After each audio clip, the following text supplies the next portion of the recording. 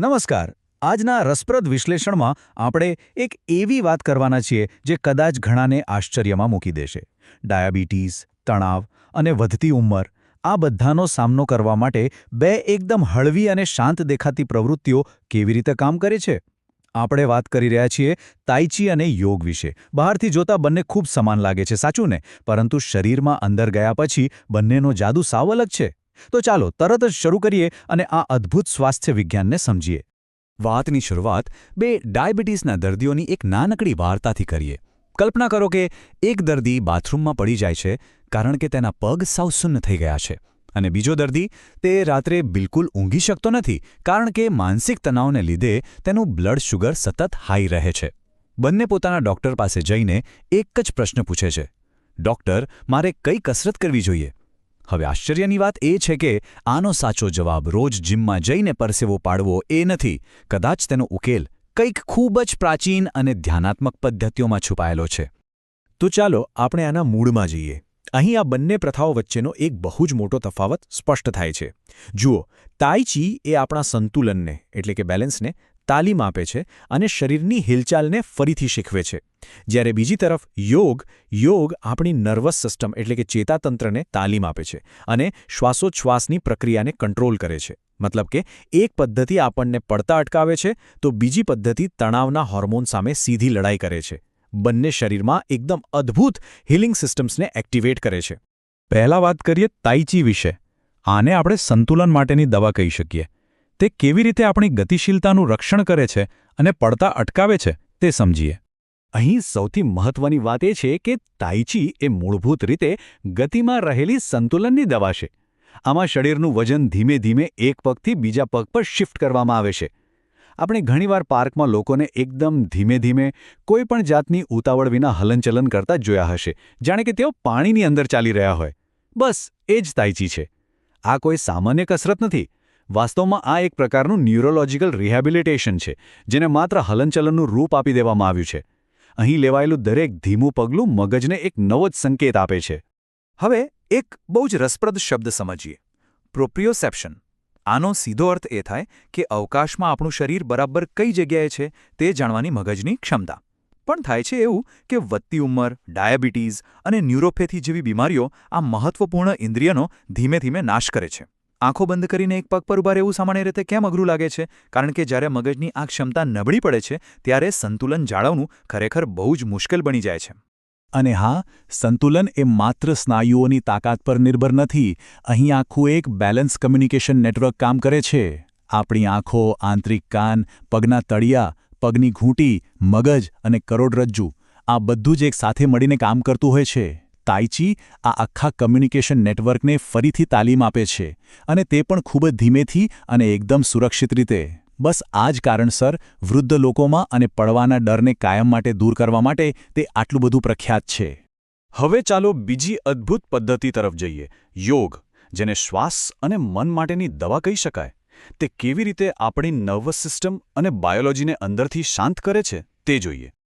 તો યોગ કેવી રીતે કામ કરે છે? તે મુખ્યત્વે આપણી ઓટોનોમિક નર્વસ સિસ્ટમ પર અસર કરે છે. આપણા શરીરમાં બે સિસ્ટમ વચ્ચે સતત એક યુદ્ધ ચાલતું હોય છે. એક છે સિમ્પેથેટિક સિસ્ટમ, જે શરીરને હંમેશા ફાઇટ ઓર ફ્લાઇટ એટલે કે તણાવ મોડમાં રાખે છે. અને બીજી છે પેરાસિમ્પેથેટિક સિસ્ટમ, જે હીલિંગ અને રિકવરી મોડનું કામ કરે છે. આજની આપણી દોડધામ ભરેલી લાઇફસ્ટાઇલ લોકોને સતત આ જ તણાવવાળા મોડમાં જ ફસાવી રાખે છે. યોગનું મુખ્ય કામ આ જ સિસ્ટમને શાંત પાડીને ફરીથી રિકવરી મોડમાં લાવવાનું છે. સતત રહેતા આ તણાવના છુપા જોખમો ખરેખર બહુ મોટા હોય છે. તે શરીરમાં કોર્ટિસોલ અને એડ્રેનાલિનનું પ્રમાણ વધારે છે, બ્લડ પ્રેશર હાઈ કરે છે અને રાતની ઊંઘ સાવ બગાડી નાખે છે. આપણે જોયું હશે કે ઘણા દર્દીઓ ડાયાબિટીસની દવાઓ રેગ્યુલર લેવા છતાંય હાઈ બ્લડ શુગરથી પરેશાન રહેતા હોય છે. કારણ કે તેમનું શરીર મેટાબોલિક રીતે સતત તણાવમાં જીવતું હોય છે. યોગ આ છુપી અને ગંભીર સમસ્યા પર સીધો જ પ્રહાર કરે છે. અને આ માટે શ્વાસ લેવાની પ્રક્રિયાએ યોગનું સૌથી મોટું અને મુખ્ય હથિયાર છે. જ્યારે આપણા શ્વાસ ધીમા પડે છે ત્યારે તે સીધી જ અસર આપણા હૃદયના ધબકારા અને તણાવ વધારતા હોર્મોન્સ પર કરે છે. આ ચોક્કસ પ્રક્રિયા દ્વારા જ યોગ હાઈ બ્લડ પ્રેશર, ચિંતા અને માનસિક થાક પર અચૂક હુમલો કરે છે. આ જ કારણ છે કે યોગ કર્યા પછી તરત જ મગજને એકદમ હળવાશ અને શાંતિનો અનુભવ થાય છે. હવે એવો પ્રશ્ન થાય કે શરીરમાં અંદર ગયા પછી ખરેખર શું થતું હોય છે? ચાલો ન્યુરોમોટર અને ઓટોનોમિક તાલીમ વચ્ચેનો આખો તફાવત સમજી લઈએ. આ બંનેની સરખામણી ખરેખર વિચારવા જેવી છે. એક બાજુ ડાયાબિટીસવાળા એવા વૃદ્ધ દર્દી છે જેમના પગના ચેતાતંત્રને નુકસાન થયું છે અને તેમને અચાનક પડી જતા રોકવા માટે સુરક્ષિત પગલાં લેવાની સખત જરૂર છે. તેમના માટે તાઇચી એક ઉત્તમ ન્યુરોમોટર તાલીમ પૂરી પાડે છે. અને બીજી બાજુ એક એવી વ્યક્તિ છે જે કામના બોજ હેઠળ સતત તણાવમાં રહે છે અને આ જ તણાવને કારણે તેનું બ્લડ પ્રેશર અને સુગર હાઈ રહે છે. તેમના માટે યોગ શરીરમાં ચાલતા ફાઇટ ઓર ફ્લાઇટ સિગ્નલને બંધ કરીને કોર્ટિસોલ ઘટાડવાનું જાદુઈ કામ કરે છે. તો હવે સવાલ એ છે કે ડાયાબિટીસ માટે બંનેમાંથી શ્રેષ્ઠ શું છે? ખરેખર તો આ બંને બહુ જ શક્તિશાળી એડજંક્ટ થેરાપીઝ છે, એટલે કે સહાયક સારવાર. અહીં એ વાત ચોક્કસ યાદ રાખવી કે આ બંનેમાંથી કોઈ પણ કસરત, સાચા આહાર અથવા મેડિકલ દવાઓનું સીધું સ્થાન લઈ શકતી નથી, પરંતુ તેઓ એકંદર ડાયાબિટીસ મેનેજમેન્ટની અસરકારકતામાં જબરદસ્ત વધારો જરૂર કરે છે. આ વાતને એકદમ સ્પષ્ટપણે સમજી શકાય છે કે આ બંને પ્રથાઓ અલગ અલગ રીતે કેવી રીતે મદદરૂપ થાય છે. એક તરફ જુઓ તો તાઇચી દર્દીઓમાં હલનચલન પ્રત્યેનો આત્મવિશ્વાસ પાછો લાવે છે અને પડી જવાના ઊંડા ડર સામે રક્ષણ આપે છે, જેથી વ્યક્તિ શારીરિક રીતે નિષ્ક્રિય થતો અટકે છે. જ્યારે બીજી તરફ યોગ તે ખરાબ કોર્ટિસોલને ઘટાડે છે, ઓટોનોમિક બેલેન્સને સુધારે છે અને ઊંઘની ગુણવત્તામાં પણ વધારો કરે છે. એટલે કે તે ડાયાબિટીસ પાછળના છુપા મેટાબોલિક કારણોનો જડમૂળથી સામનો કરે છે. તો હવે મુખ્ય પ્રશ્ન એ આવે કે કોણે તાઇચીની પસંદગી કરવી જોઈએ?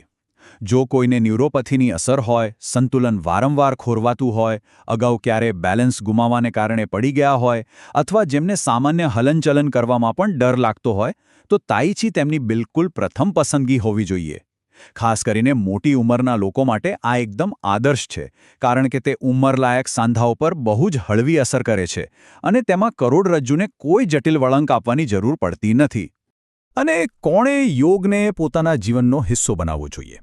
જે લોકો ઉચ્ચ કક્ષાનો તણાવ અનુભવતા હોય, હાઈ બ્લડ પ્રેશર હોય, અનિદ્રાની સમસ્યા હોય અથવા સાવ બેઠાડું જીવનશૈલી જીવતા હોય, તેમના માટે યોગ બિલકુલ શ્રેષ્ઠ વિકલ્પ છે.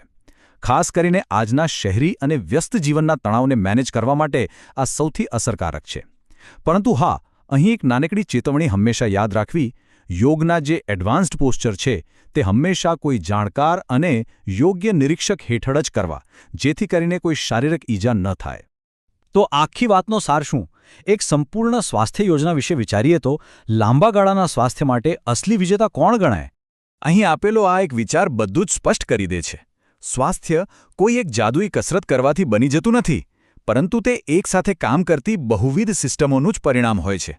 બિલકુલ સાચી વાત. તાઇચી આપણી ગતિશીલતાનું રક્ષણ કરે છે, જ્યારે યોગ આપણી બાયોલોજિકલ રિકવરીનું રક્ષણ કરે છે. આ બંને જુદી જુદી સમસ્યાઓ માટે બનેલા સાવ અલગ જ પ્રકારના સાધનો છે અને બંને પોતપોતાની જગ્યાએ અદ્ભુત છે. તો હવે જોઈએ કે આ બધી કડીઓ એકસાથે કેવી રીતે જોડાય છે. લાંબા ગાળા માટે જો કોઈ અંતિમ પ્રિસ્ક્રિપ્શન હોય તો તે આ છે: માત્ર તાઇચી નહીં કે માત્ર યોગ નહીં, પરંતુ એક સચોટ સંતુલન. શારીરિક સંતુલન માટે તાઇચી, માનસિક તણાવના નિયંત્રણ માટે યોગ, હૃદયની એરોબિક ફિટનેસ માટે ચાલવું અને સ્નાયુઓને મજબૂત રાખવા માટે રેઝિસ્ટન્સ ટ્રેનિંગ. વૃદ્ધાવસ્થામાં પણ પોતાની સ્વતંત્રતા જાળવી રાખવા માટે આ આખું પેકેજ એકસાથે કામ કરે તે બહુ જ જરૂરી છે. અને હવે અંતમાં એક ઊંડો અને વિચારવા જેવો પ્રશ્ન: એકદમ સ્વસ્થ અને સ્વતંત્ર વૃદ્ધાવસ્થા તરફ જવા માટેનું પ્રથમ પગલું કયું હોવું જોઈએ? શું શારીરિક આત્મવિશ્વાસ પાછો મેળવવાની તાત્કાલિક જરૂર છે કે પછી તણાવમાં સબળતા શરીરને અંદરથી શાંત કરવાની જરૂર છે? આનો જવાબ દરેક વ્યક્તિ માટે અલગ હોઈ શકે છે અને પોતાની જરૂરિયાત મુજબ યોગ્ય પસંદગી થવી જોઈએ. આજના આ રસપ્રદ એક્સપ્લેનરમાં જોડાવા બદલ ખૂબ ખૂબ આભાર. આગામી સમયમાં આવા જ એક નવા વિશ્લેષણ સાથે ફરી મળીશું.